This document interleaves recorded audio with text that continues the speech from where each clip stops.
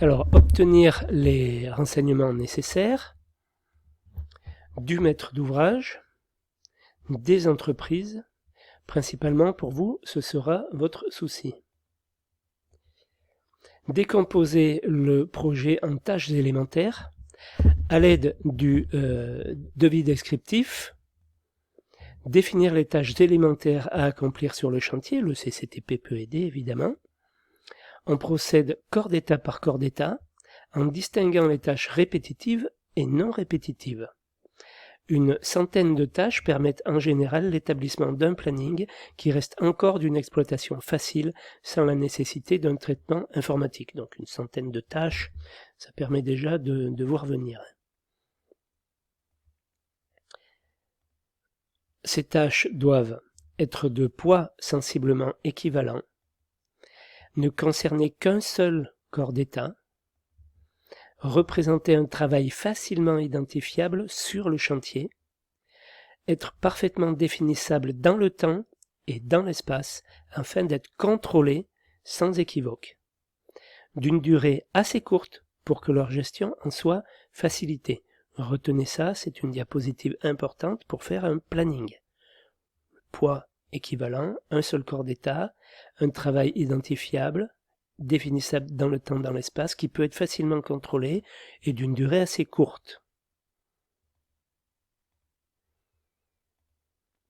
Elles ne correspondent pas toujours à un élément du quantitatif ou à un prix unitaire, très important. Leur coût est en général faible au regard du montant total du marché. Examiner la logique entre les tâches et les contraintes de dépendance.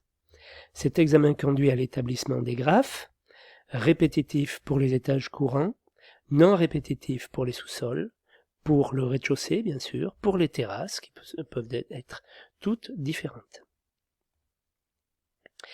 Attribuer un temps à chaque tâche, oui, donc définir une unité de temps, très important. On prendra la journée si on souhaite affiner les délais. En principe, la semaine suffit. Faites votre planning à la semaine, c'est déjà pas mal. Attribuer à chaque tâche un temps. Les temps doivent être établis en collaboration avec les entreprises. Il est souhaitable que le futur conducteur de travaux participe à ce travail, bien sûr. Il va être directement impacté.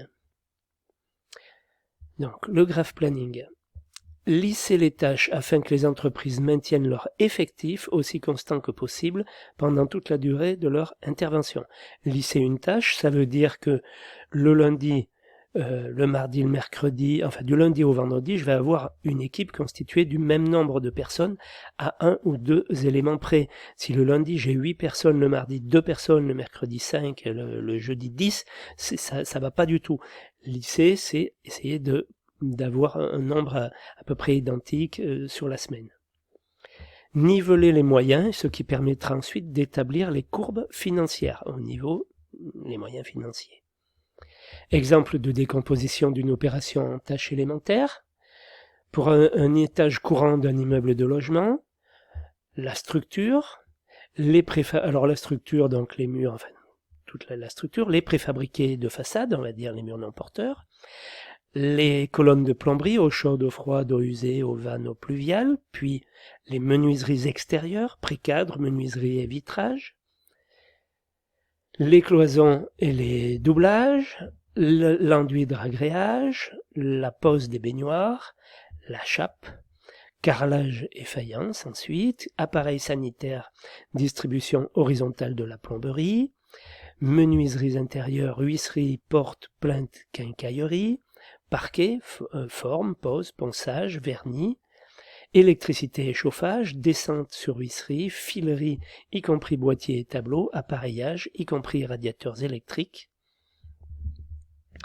moquette, peinture. Voilà. Afin de disposer d'un outil de gestion efficace vis-à-vis des entreprises, ce calendrier devrait être contractualisé durant cette phase de préparation.